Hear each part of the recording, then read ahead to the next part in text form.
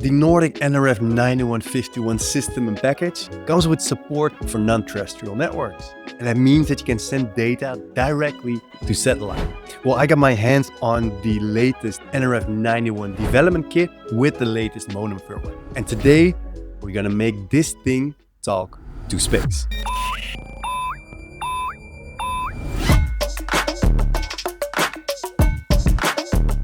Welcome to another episode of Show Don't Tell.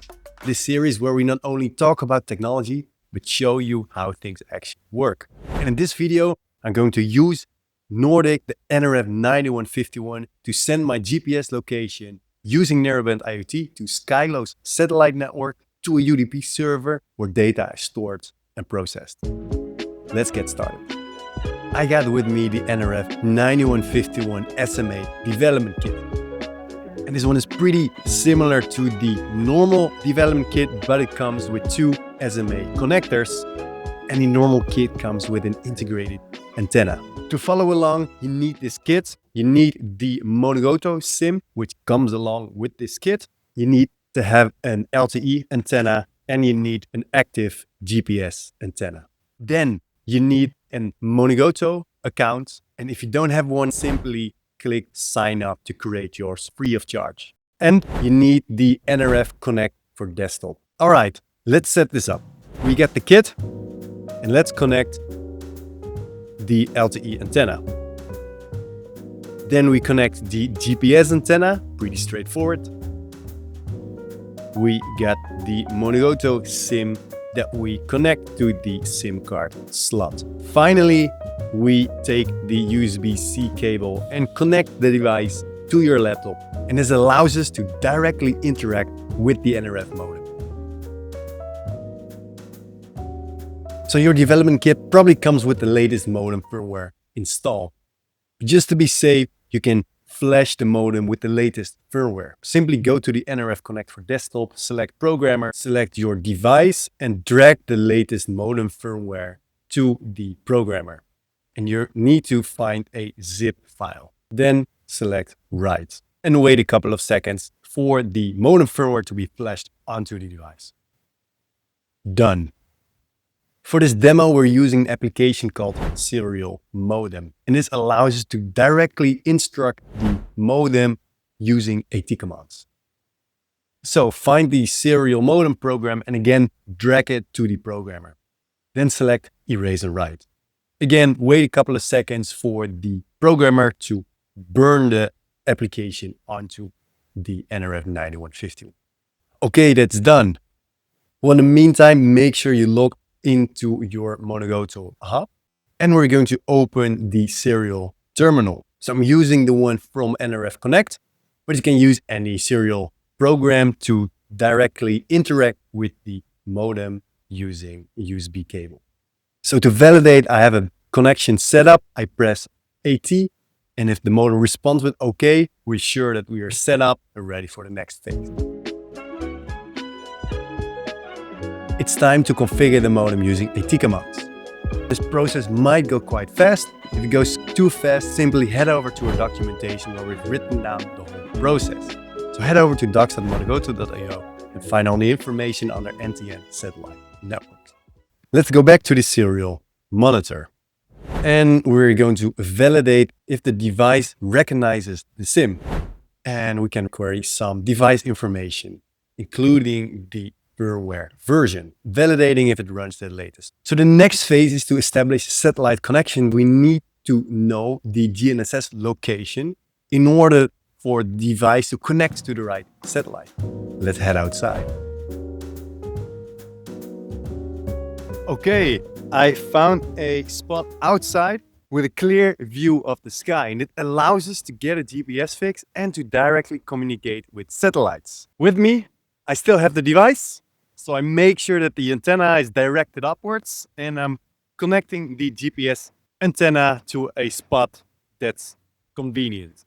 Let's head back to the serial monitor and start sending AT commands for the device to retrieve a GPS fix. I get my serial monitor open and I'm starting to send AT, validating if I have a connection with the device. Then let's move on. First, I put the device in flight mode.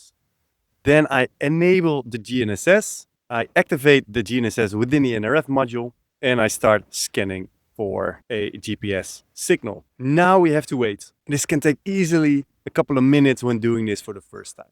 So take it easy, grab a coffee, and take your time.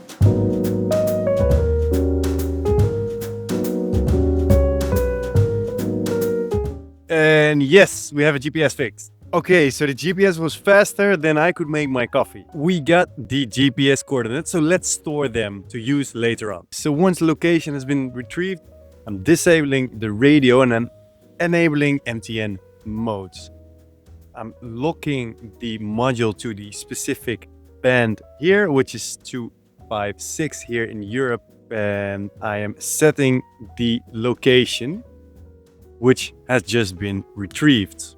I can validate if the location was retrieved successfully, and I'm setting the APN settings to data.mono.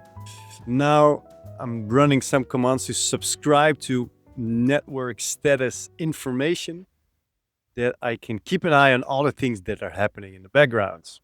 And finally, we are enabling the radio again. And from that moment on, the module starts searching for satellites from Skylo. So again, this may take a couple of minutes, so take your time, no stress. Make sure your device has a clear line of sight and that nothing is blocking the signal.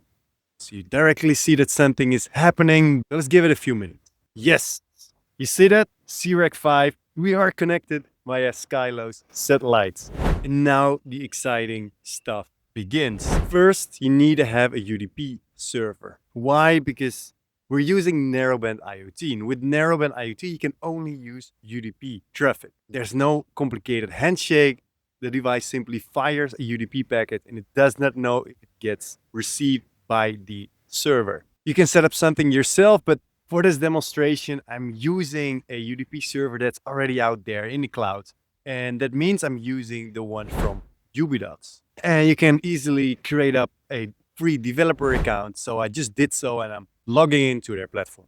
And once logged in, the platform looks something like this. Head over to devices. In here, I'm going to create a new device that shows my location. Let's head back to the serial monitor. To start sending UDP data, we first need to open up a new socket.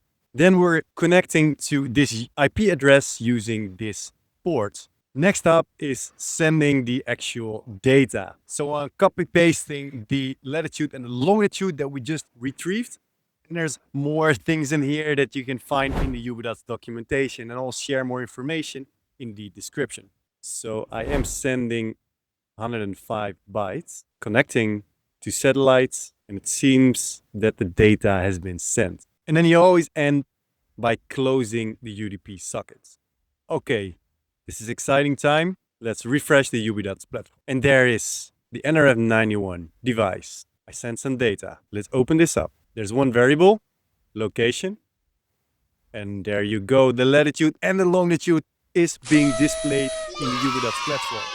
Of course, you can do way more with visualizations and maps, but this is the main thing that I wanted to showcase. The location of this nRF9151 device has been sent over Skylo's satellite using UDP. And lastly, let's have a look at the Monogoto Hub. In here you can find the full overview of all your connections, including the one that we just set up. You can directly see that the SIM is connected to Skylo's NTN network and that some data has been sent. If we scroll down, and we can find all the network logs indicating when the network has been established. And there's the NetFlow feature that indicates when and how much data is sent. And it's interesting to see that even the UDP server sent data back to the device. And it's probably a 200 OK message that's initiated from the Ubidots platform. This is really awesome. So let's do a quick recap. So we used the Nordic nRF9151 system in package to send UDP data over satellite from Skylo that were forwarded via the Monogoto core network to Ubidots UDP server. So we made the whole circle. And why is this awesome? Because it's super easy. It's cheap. You only need this board. You don't need crazy antennas or crazy setups or very complicated processes. you can just use the board that's available now with the latest Nordic firmware, and it's fully integrated into the Monogoto platform. So why don't you give this a try? Order the Nordic nRF9151 board and get started with Non-Terrestrial Networks today. Thank you so much for listening. My name is Lawrence. This was another episode of Show Don't Tell. I hope to see you here again soon.